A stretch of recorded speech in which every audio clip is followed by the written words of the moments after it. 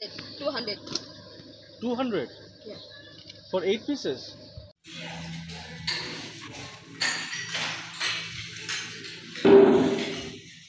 কমাতে বলছি। তো আজকে আমাদের লাস্ট ডে ভুটানে, আর আজকে পারো সাইট সিন করতে করতে আমরা চলে যাব ফোনসিলিংয়ে নাইট স্টে করব, আর তারপরেই আমরা কলকাতা ইন্ডিয়ার জন্য আমরা রওনা দেবো পরের দিন। তো প্রথমেই আমরা বেরিয়ে পড়ে আমরা জং দেখে নিয়েছি, তোমাদেরকে দেখিয়ে দিয়েছিলাম আগের ভিডিওতে, না দেখলে দেখে নিও। আর তারপরেই এখন আমরা চলে যাচ্ছি পারো এয়ারপোর্টের দিকে। আমাকে যদি জিজ্ঞেস করা হয় যে ভুটান ট্রিপের সবচেয়ে সুন্দর জায়গাটা কি, সেটা আমি বলবো এই পারো এয়ারপোর্ট। অসাধারণ একটা জায়গা, যেখানে দাঁড়িয়ে থাকলে সারা দিনটা দাঁড়িয়ে কেটে যেতে পারে, এত সুন্দর। আর যাদের মন ভালো নেই, পারো এয়ারপোর্টের ওখানে দাঁড়িয়ে থাকলে, ঠিক সাইট সিনটা যেখানে হয়, দাঁড়িয়ে থাকলে সেখানে এক অদ্ভুত শান্তি। আর আমাদের কপাল দেখো, এত সুন্দর, এখানে একটা প্লেন টেক অফ করছে, যেটা আমরা দেখতে পেলাম। যদিও এখনও কিন্তু আমরা পারো এয়ারপোর্টে পৌঁছাইনি, তার আগেই দেখতে পেয়েছি, পারো এয়ারপোর্টে গিয়েও দেখতে পাবো। চলো দেখে নাও।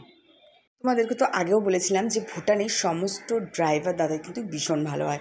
যখনই কিছু দেখার জিনিস থাকে, ওনারা কিন্তু নিজের থেকেই গাড়ি দাঁড় করিয়ে দেয়, গাড়ি দাঁড় করিয়ে ওখানে কিন্তু দেখায়। আর আমরা তো এখানে অনেকক্ষণ দাঁড়িয়েছিলাম, প্লেন দেখছিলাম আসছিল। আসলে এখানে দাঁড়িয়ে থেকে দেখতেও বেশ মজা লাগছে। আসলে এটাই একটা সাইট সিন, পারোর এই এয়ারপোর্টটা দেখার। তো অনেকক্ষণ দাঁড়িয়েছিলাম এখানে, তারপর আবার আমরা রওনা দিয়ে দিয়েছি মেইন যে সাইট, মানে মেইন যে জায়গাটা, সেইখানে যাওয়ার জন্য। অসাধারণ সুন্দর পারো, এই পুরো পারো জায়গাটা অসাধারণ সুন্দর। তো দেখালাম তোমাদেরকে আমি। তো এইবারে আমরা কিন্তু চলে যাচ্ছি একদম পারো এয়ারপোর্টের দিকে। এইটা কিন্তু এয়ারপোর্টটাই চলছে, কিন্তু একটা জায়গা আছে যেখানে দাঁড়িয়ে আমরা সমস্ত এয়ারপোর্টটা দেখতে পাই, সেটা কিন্তু ভীষণ ভালো। আর সবথেকে ডেঞ্জারাস যেই এয়ারপোর্টটা, সেটা কিন্তু এই পারো এয়ারপোর্ট। তো এটা কিন্তু খুবই ডেঞ্জারাস একটা এয়ারপোর্ট, কারণ এই পুরো জায়গাটা কিন্তু পাহাড়ে ঘেরা। আর তোমাদেরকে তো আমি বলেছি, পারো এয়ারপোর্টে, মানে এত পারো এয়ারপোর্ট না, মানে পুরো ভুটানে এত বড় বড় পাহাড় আছে, যে আমি তো এই প্রথম দেখেছি এত বড় বড় পাহাড়। তো দেখো, এখানে দাঁড়িয়ে থেকেই সবাই দেখছে এয়ারপোর্টটা, মানে এখানে দাঁড়িয়ে থেকেই দেখা যায়। আর এটা যে কী অসাধারণ একটা জায়গা, আমি বলে বোঝাতে পারবো না। চারিদিকটা পাহাড়ে ঘেরা, বড় বড় পাহাড়ে ঘেরা। তো সেই জন্যই হয়তো এই পারো এয়ারপোর্টকে সব থেকে ডেঞ্জারাস এয়ারপোর্ট বলা হয়। আর এখানেও আমাদের কপাল দেখো ভীষণ ভালো, যে এখানেও কিন্তু দুটো প্লেন আমরা দেখতে পেয়েছি। তো যেটার জন্য মানুষ এখানে দাঁড়ায়, এসে দেখে।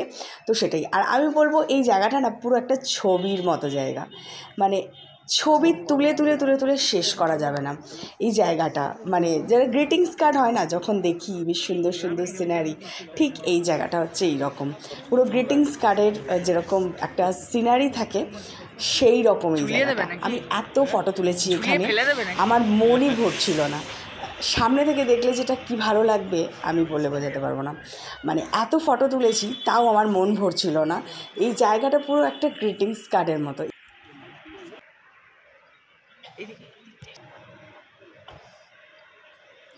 এবার করে আজকে দেখে উঠেছি কি যাবে, জোরে বড় করে নিতে হবে ভুটানে। আর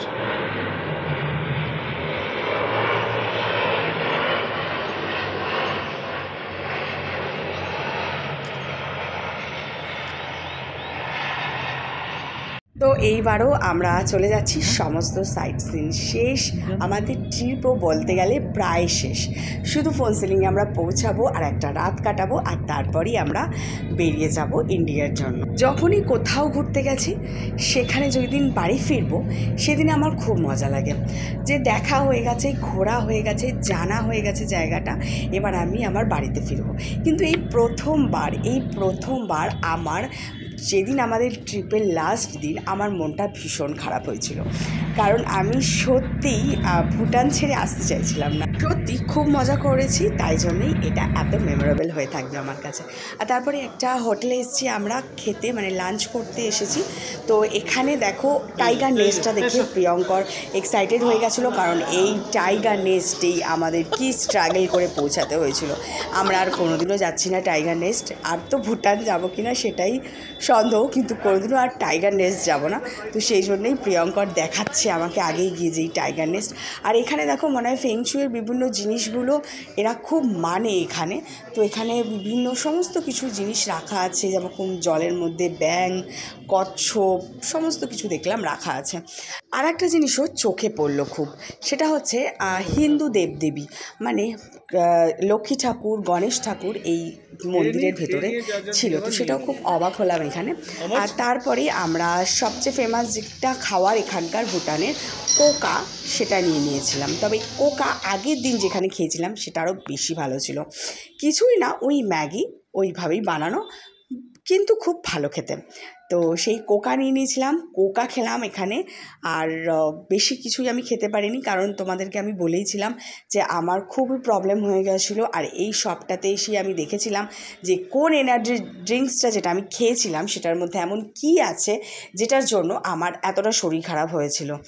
তো এটাই হলো ব্যাপার, যেটা আমি কিছুই খেতে পাচ্ছিলাম না, আমার এত শরীর খারাপ লাগছিলো। এবার আমি চিকেনের গন্ধটা অবধি নিতে পারছিলাম না, আমার এতটাই শরীর খারাপ হয়েছিল ওই এনার্জি ড্রিঙ্কস খেয়ে, বাংলাদেশি এনার্জি ড্রিঙ্কস খেয়ে। তো আমি তো সবাইকে বলবো কি অ্যাভয়েড করাই ভালো এই বাংলাদেশি এনার্জি ড্রিঙ্কস। তো যাই হোক, তারপরে আমরা আবারও বেরিয়ে পড়লাম। আমরা ফোনসিলিংয়ের দিকে যাচ্ছি। আর সত্যি কথা বলতে আমার কি ঘুম পাচ্ছিল, কিন্তু আমি একটুও ঘুমাইনি, কারণ এই যে আমি চলে যাব, আর তো আসবো কিনা, আর তো কোনো দিনও হয়তো ভুটান আসবো না, অন্য জায়গা এক্সপ্লোর করব। তো সেই জন্য ভালো করে দেখে নিচ্ছিলাম সমস্ত জায়গাটা। আমি একটুও ঘুমাতে পারিনি, ঝিরিঝিরি করে বৃষ্টিও পড়ছিল। তো আমি একটুও না ঘুমিয়ে পুরো জায়গাটা ভালো করে দেখে নিয়েছিলাম, কারণ এই যে আমার এমনিতেও আমার ভীষণ মন খারাপ ছিল। তো সেই জন্য আমি এইগুলো ছাড়তে পারছিলাম না, মনে হচ্ছিলো এইগুলো সমস্ত কিছু শেষবারের মতো আমি দেখে আমি তারপর যাব। তারপরে এখানে একটা কমলা লেবুর শপও দেখলাম, ভাবলাম বোধহয় এখানকারই, কারণ এখানে খুবই ঠান্ডা ছিল। তো আমি ভাবলাম বোধহয় এখানে কমলা লেবু, হয়তো সিজনের কমলা লেবু এখান থেকে তাই নেবো ভাবলাম, কিন্তু জানতে পারলাম যে এই কমলা লেবুগুলো কিন্তু নিচ থেকে এসছে, মানে ইন্ডিয়া থেকে এসছে। তার মানে গরমে সিজনের কমলা লেবু নয়। তো সেই জন্য আমি কমলা লেবুগুলো নিয়েও নিই। তো ওভার প্রাইস বলছিল এই কমলা লেবুগুলোর, তো সেই জন্য আমি অ্যাভয়েড করলাম। আর জায়গাটা দেখে নাও, খুবই সুন্দর। 200 for 8 pieces? তো এখান থেকে আমি যখন জানতে পারলাম যে ওরা নিচ থেকে এনেছে কমলা লেবু, তার মানে ইন্ডিয়া থেকে এনেছে, তখন আমি আর এই কমলা লেবুগুলো নিলাম না। আর 8 পিসের দাম বলছিল 200 টাকা, সেই জন্য আমি নিইনি। আমি শুধু একটা ডাব খেয়েছি, যেটার দাম ছিল 100 টাকা। তো ডাবটা আমি খেয়েছিলাম, কারণ আমার শরীরটা খুবই খারাপ ছিল, তো সেই জন্য ডাবটা খাওয়া দরকার ছিল। ডাব খেয়েছিলাম আমি। ডাব খেয়ে তারপরে এখানে অনেকক্ষণ দাঁড়িয়েছিলাম, কারণ জায়গাটা কিন্তু খুবই সুন্দর আর পুরো ঠান্ডা ঠান্ডা একটা ওয়েদার ছিল। কারণ ফোনসিলিংয়ে ঢুকেই আমি জানতাম আবার গরম পড়বে, আবার গরমের সম্মুখীন হব। তো সেই জন্যই ভালো করে দাঁড়িয়ে থেকে অনেকক্ষণ ধরে ঠান্ডাটা শেষবারের মতো, মানে এই সিজনে শেষবারের মতো উপভোগ করে নিয়ে আবার আমরা চলে গেলাম। আর এবার দেখো আমি চলে এসেছি আর একটা হোটেলে। এখানেই আমরা ফোনসিলিংয়ে আজকে নাইট স্টে করব। আজকে আছি আমরা আমাচুতে। আমাচুটা একটু পাহাড়ের ওপরে, তো আমাচুতে আছি। হোটেলটা কিন্তু বেশ ভালো লেগেছে, একটু বড়। তবে একটা কথা বলবো, পামে যেরকম আমরা বাইরেটা অনেকক্ষণ বসেছিলাম, ঘুরতে পাচ্ছিলাম, আমাচুতে সেটা করতে পারিনি। কিন্তু পামের থেকে এই আমাচু হোটেলটা অনেক বড়, রুমগুলো অনেক বড়, ব্যালকনি আছে যেখানে সন্ধেবেলাতেও বসে থাকা যাবে। কিন্তু পামে যেদিন আমরা প্রথম দিন ছিলাম সেদিন আরও বেশি মজা করেছি, কারণ পুরো জায়গাটা ঘুরে দেখতে পারছিলাম, বসতে পারছিলাম, খুবই ভালো লেগেছিল। আর এখানে এসেও আমি পুরো সারা দিনটা প্রায় ঘুমিয়েই কাটেছি, কারণ এই এনার্জি ড্রিঙ্কস খেয়ে আমার শরীর ভীষণ খারাপ ছিল, আমি উঠতেই পারছিলাম না। তবুও আমি এতদূর জার্নি করে এসেছি। হোটেলটা সমস্ত কিছু তোমাদেরকে দেখিয়ে দিলাম, আমার তো বেশ ভালো লেগেছে।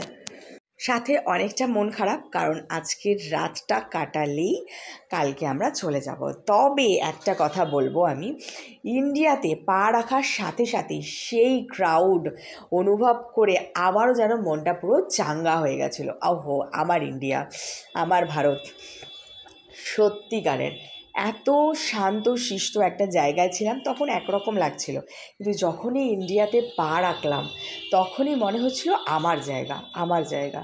এই ফিলিংসটাই একটা আমার পুরো অন্য রকম লাগছিল। তো যাই হোক, দেখে না, এরপর আমরা একটু রেস্ট নেব, রেস্ট নিয়ে তারপরে আমরা চলে যাব রাতে ডিনার করতে। আমরা হোটেলে পৌঁছেছিলাম মোটামুটি 6টা বেজে গেছিলো, একটু পরেই হয়ে গেছিলো সন্ধে, আর বলেই দিয়েছিল হোটেল থেকে যে 8:30টার মধ্যে ডিনার সেরে নিতে হবে। তবুও 9টা অবধি ফোন সিলিংয়ে ওয়েট করে, কিন্তু অন্য কোথাও ভুটানের কিন্তু ওয়েট করে না, 8:30টাতেই ডিনার শেষ হয়ে যায়। তো এখানে একটা সুইমিং পুল আছে যেটা একদমই মেনটেন করা হয় না, যেটাতে কেউ স্নানও করে বলে আমার মনে হয় না। তো এই সুইমিং পুলে নামার অযোগ্য, যেটা পরিষ্কার করে না। তো এইখান থেকে ভিউটা বেশ সুন্দর ছিল। আর তারপরে টয়লেটটাও তোমাদেরকে দেখিয়ে দিলাম, বেশ পরিষ্কার পরিচ্ছন্ন ছিল, সব জায়গাতেই ছিল এটা। আর তারপরে একটু পরেই আমরা চলে গেছিলাম ডিনারে, মোটামুটি 8টা নাগাদ ডিনারে গেছিলাম। আর এখানে অনেক কিছু খাবার ছিল, কিন্তু আমি কিছুই নিইনি, ডাল ভাত আর টমেটো খেয়েছিলাম, কারণ আমি পেটটাকে রেস্ট দিচ্ছিলাম সেই জন্য। তো প্রিয়ঙ্কর অনেক কিছু খেয়েছে, আর আমি খাইনি বলে রাগে আমি ভিডিও করিনি। অনেক কিছু ছিল, ঢ্যাঁড়স ছিল, ঢ্যাঁড়সের একটা সুন্দর তরকারি ছিল, চিকেন ছিল, অনেক কিছু, পনির ছিল। তো ভিডিওটা এখানেই শেষ করলাম, টাটা।